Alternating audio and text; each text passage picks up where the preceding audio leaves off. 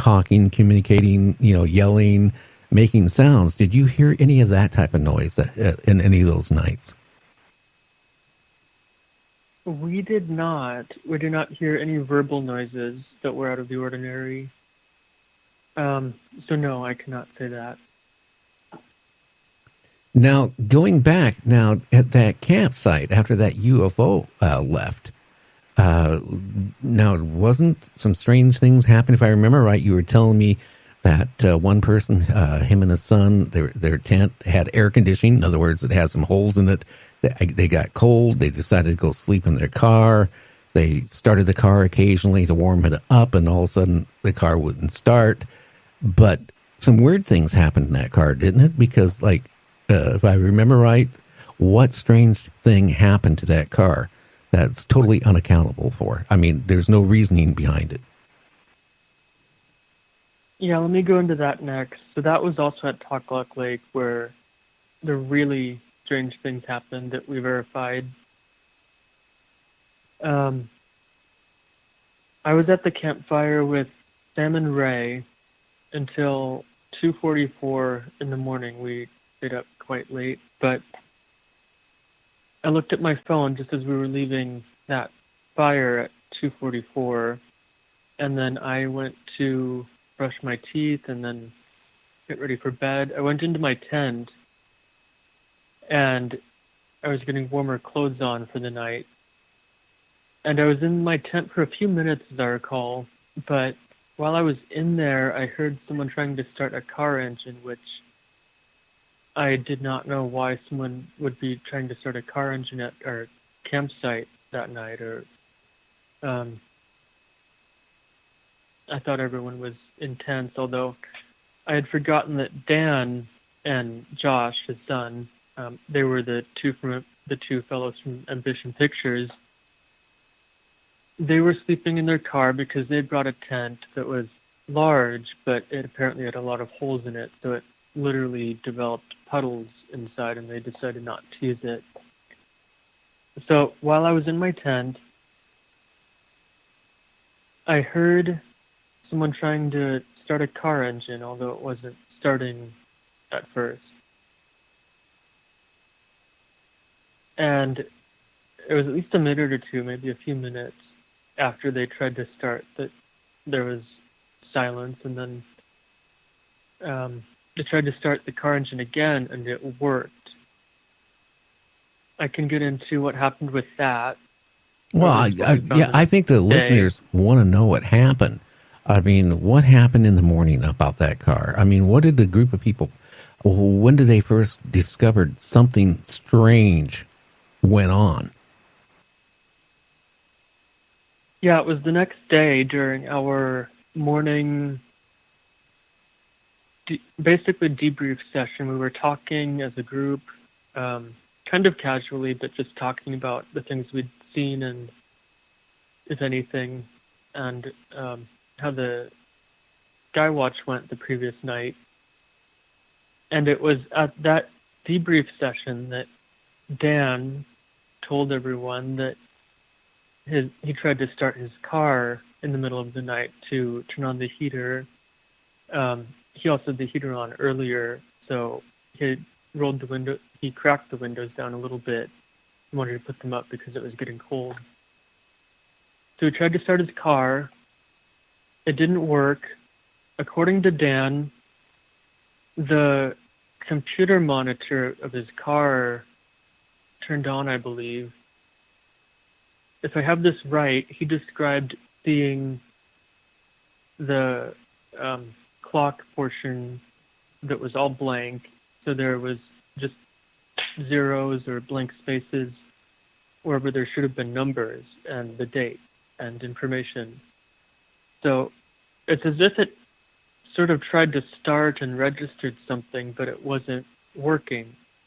So then he gave up and tried to start a minute or two later. And then the second time, his car worked and worked just fine. So it was after Dan told us about that we started asking questions. He got into more details and after that, Michael and Kevin also recounted some strangeness that they remembered from the night, something that didn't add up. I can get into that, but it was Dan's car that we found was actually magnetized. Now that's a question I want to ask. Okay, how did you find the car all of a sudden became magnetized? I mean, whose was it? Were you looking for something like that, or was it accidentally found it was magnetized? That's what we need to know right here. That was part of the investigation, and we were doing everything, trying everything that we had available to us in the woods there to find any evidence that we could. So, because Dan's car seemed to have some anomaly, we decided that we would take out our compasses. There were, I believe, 3 of us with normal magnetic compasses. Scotty, who's on the team, had an electronic compass from his motorcycle that turned out to not work well anyway. But the 3 magnetic compasses, I had mine. So we stood in a triangle formation at the perimeters of the campsite just to see if there were magnetic anomalies.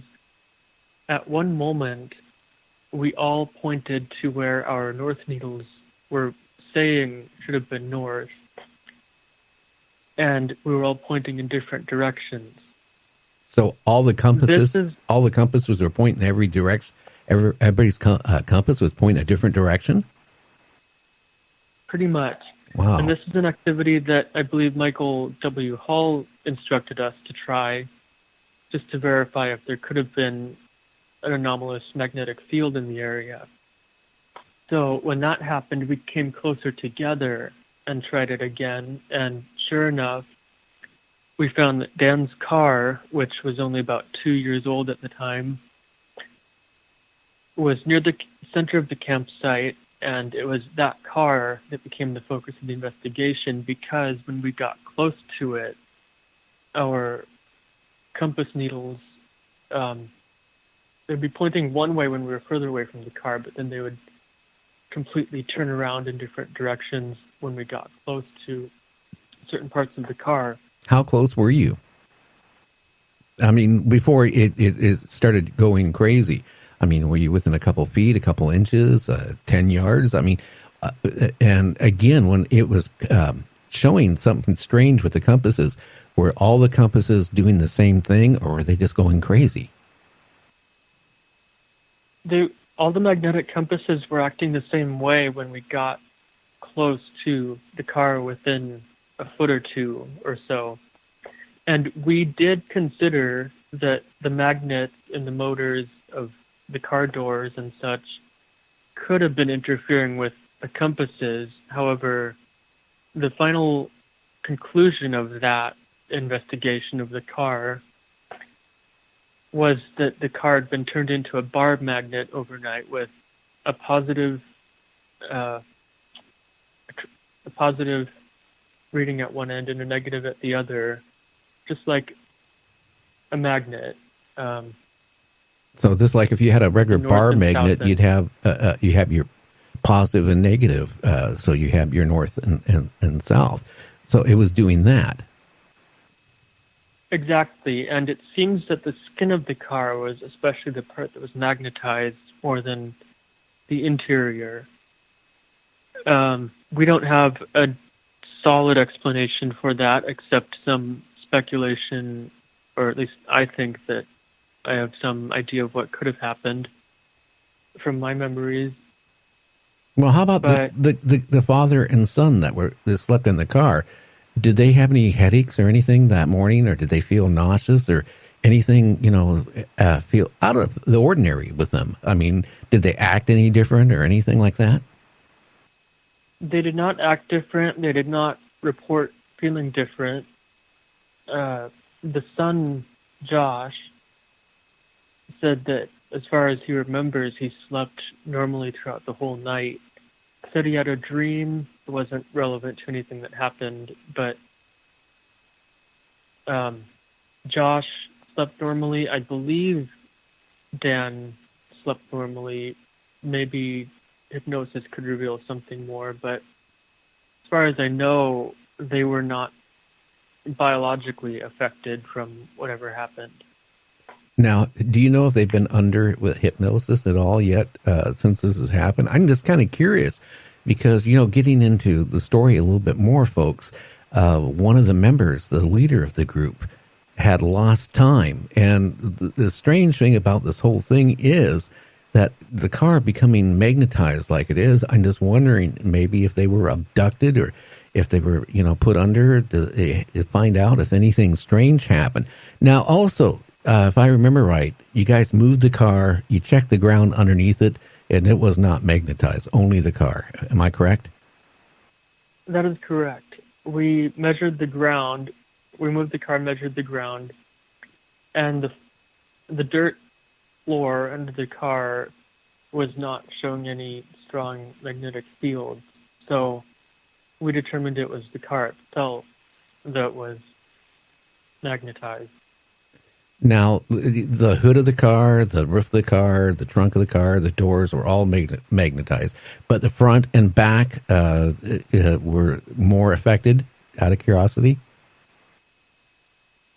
That seems to be the case. I haven't seen that car in several months since this incident, but I have heard, at least according to Michael, he's heard from Dan, who took the car to the Nissan dealership where it came from. Dan took a look at the other similar models of cars that were there, and none of them showed the anomalies that his car was reading, and if anything, the magnetism maybe has even gotten worse. I don't know the current condition of the car, but that's what I've heard. That is really scary from the standpoint. Now, is that the same night that Michael went out of the camp tent trailer to use the makeshift bathroom right next to it and lost a whole bunch of time? That is the same night. And it seems to be approximately the same time, between about 3 o'clock to 3:30 a.m. So I was ready. I went to bed at around 3 a.m., maybe 3:10-ish. I laid down to go to sleep. First of all, before I completely got back to my tent, when I was walking, I did notice that there was an extreme, just super still silence of the forest, even though it was 3 a.m. and I thought that everyone and everything was probably asleep. It was still very eerie in a way, but also peaceful, kind of a peaceful silence. So I laid down to go to sleep that night in my tent. And of course, it was only moments after I laid my head down to go to sleep, that I started hearing noises outside my tent, which, if I were to describe the noises, or at least try to visualize what was making them, I would think that it's something like a person or a Sasquatch shuffling their feet or pushing the front of their feet into the ground, kind of like how you would sometimes fall on your feet when you're running, but intentionally pushing the front of the bottom of your feet into the ground, and doing that in a rhythmic way, almost like a shamanic dance, perhaps, which is something that we've talked about, and kind of as a joke, we call it the Sasquatch shamanic dance, or Sasquatch dancing in the moonlight. Now, was that like a heavy type of shuffle? Like a lot of weight, into it. Is that what it sounded like? I would describe it as something fairly heavy. Just the volume of the noise seemed to be louder, significantly louder than